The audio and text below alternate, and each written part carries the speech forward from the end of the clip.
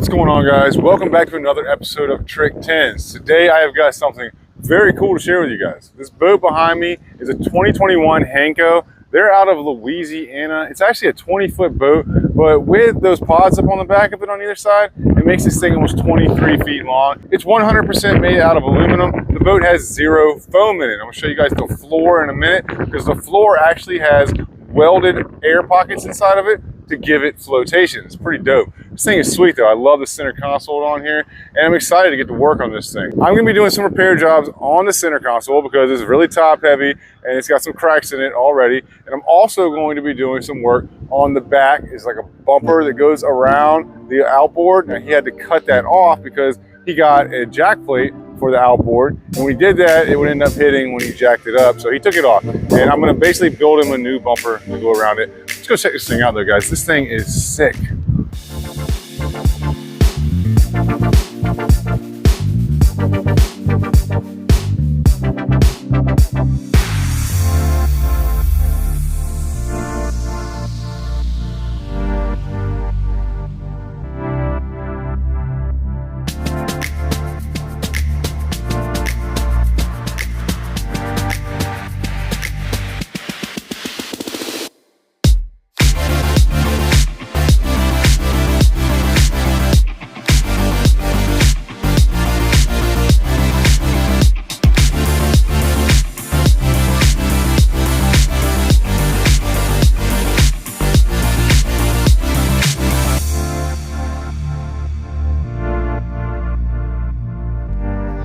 Take a look at this console. Really cool.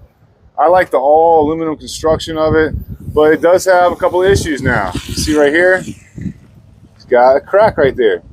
Same type of deal down here, and also on the other side.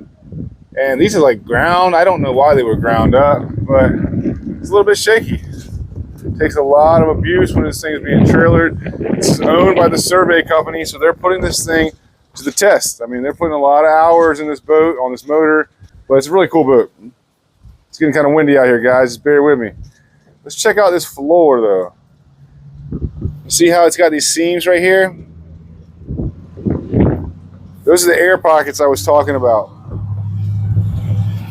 The whole reason for all the different air pockets is in case there was damage to the boat. Say it got hit on this side, and that air pocket was punctured. Well, they're separate air pockets. Keep this thing afloat in case of an emergency. I love the all welded aluminum construction though, man. It's so cool. Let's check out this back area though. It's really neat the way they've done this. This little splash well in here.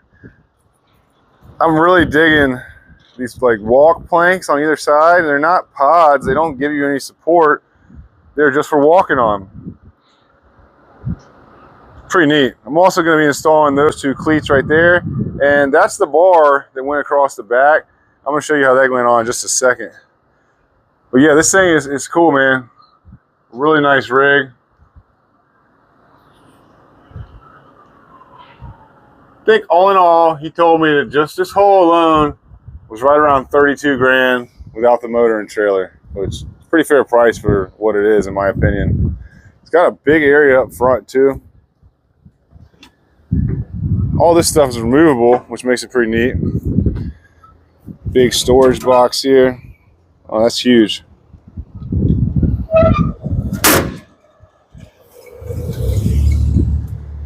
Yeah, this thing is basically a gigantic john boat, man. Right up my alley. All right, let's go check out the back. I'll show you guys what I'm going to be doing back here.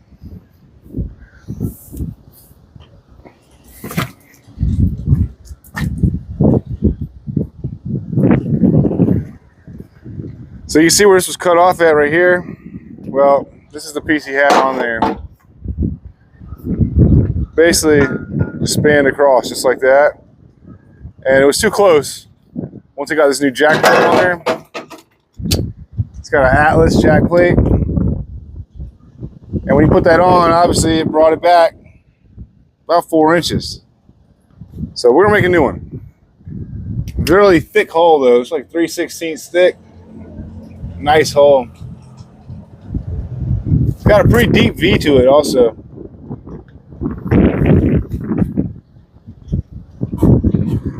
You can see how these things are just open inside. So they don't really help with flotation. They're more just to stand on. Oh, there's a make right there. It's a 2072.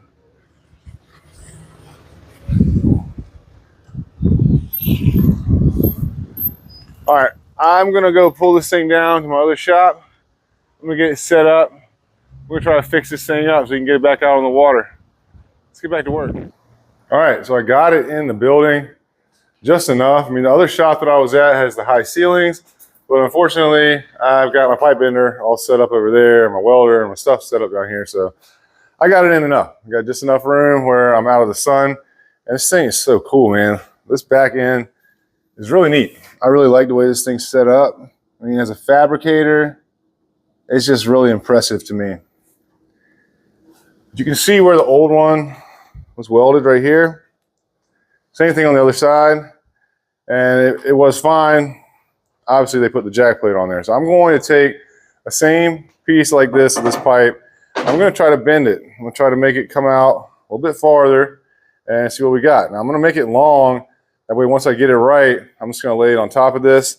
I can figure out my angle of what I need to cut this, because it's going to have more of a degree. It's not going to come out like that one did. It's going to come more straight out off the back and then kick back around. I'm just going to get a piece of pipe cut, and we'll get this pipe bender going and see what we can come up with. Let's get back to work.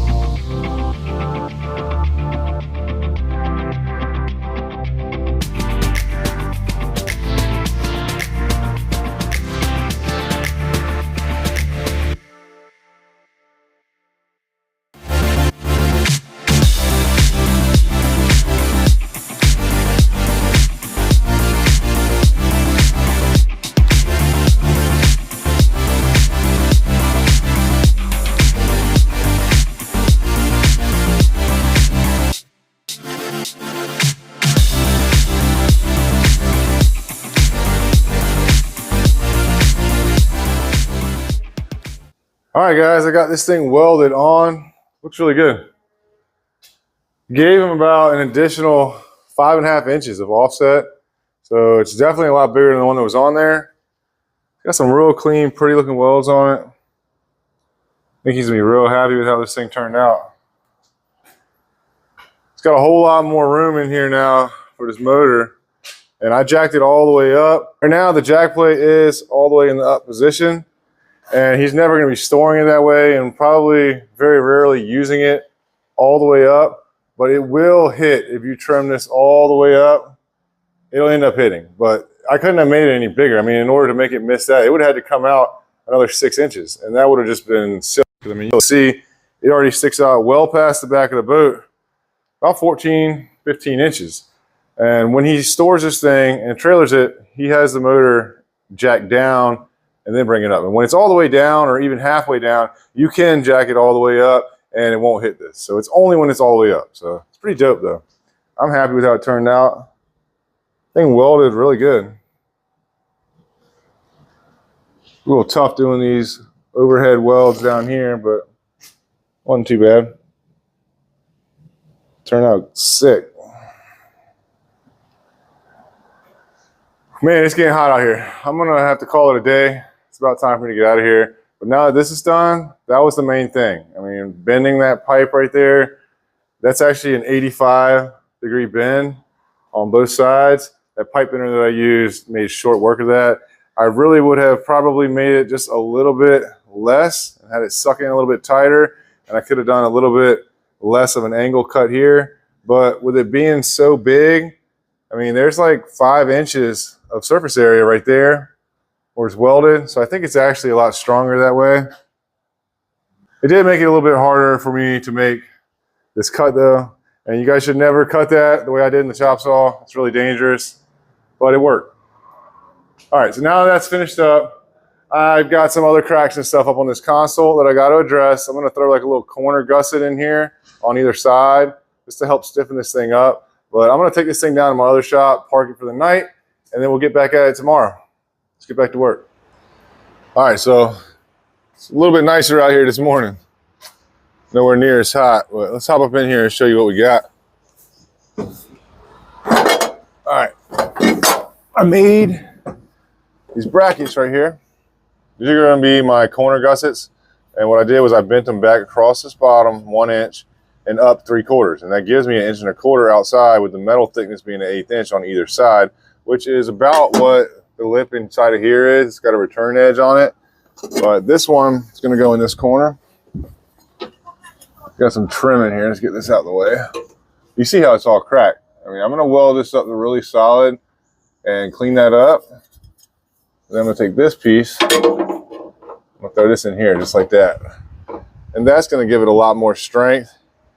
And hopefully that will help them out.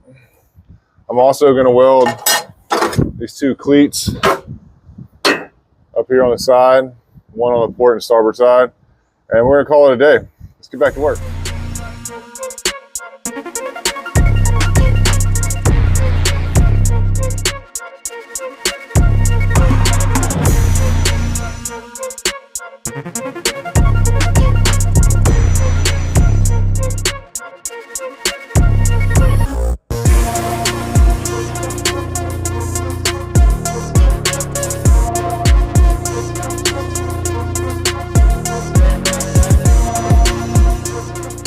All right, it's a wrap. Got this thing finished up. Some of those welds were suspect up there. Got these cleats on here. Got some nice, pretty beads on them. Looks really good. Let's hop up in here and I'll show you what these brackets look like for these gussets. This weld here was cracked. I mean, I really do like this boat, but some of these welds on here are suspect. I mean, the way this is ground down right here, I don't like that. I really don't understand. I don't know, I guess whoever welded it just wasn't as good of a welder as I would like to have welding my boat. But with these gussets in here, it should make this thing a whole lot stronger. You can see up underneath it here. Let's see if I can get up underneath of it. The way I made these, see they wrap all the way around. I even welded on the back sides of them. So that's gonna make this thing really strong. Same thing on the other side. A nice bead on there. That should give this thing a whole lot more strength and integrity. There was another weld here. It was cracked. I repaired that one. All in all though, I mean, it wasn't too bad of a job. Some of these other welds up here though, kind of suspect. These are all MIG welds. And I mean, they're really kind of ugly, honestly. But the whole way the boat is laid out, the design of it, I think it's sick. I mean, if I were to buy a boat, I think I would love to have one of these, especially being that it's all aluminum. That way I could deck this thing out. It would be the perfect boat for me. It's an all-purpose boat. I fish the river, the ocean a lot. And with these gigantic big bumpers on here, I mean, it's awesome. It protects this boat. The boat itself is very strong. I would bring this front deck out, maybe build some more seating and stuff in here. And other than that, though, I mean, it's an awesome boat. I mean, for a work boat, I don't really think you could ask for much more. It's definitely a high quality. And for about 30 grand, I would buy this thing any day over a bass tracker or any of these other bass boats you can get. Let's check out this back bumper bar that I put on here. Sticks out pretty far. This is definitely going to protect this motor. And it looks pretty cool up there too. It's definitely going to be strong, heavy duty. It's got a big 150 on this thing. I bet you this thing probably runs low, mid 40s.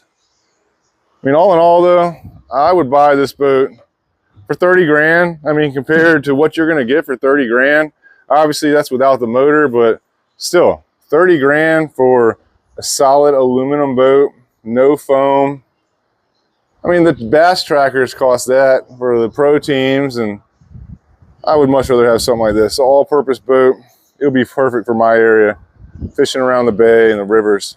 I appreciate you guys watching. Let me know what you think about this boat. Let me know what you think about what I did, my repair. And if you guys have ever heard of this Hanko boats before, Maybe they're local to you. You got any experience with them? I'd love to hear from you.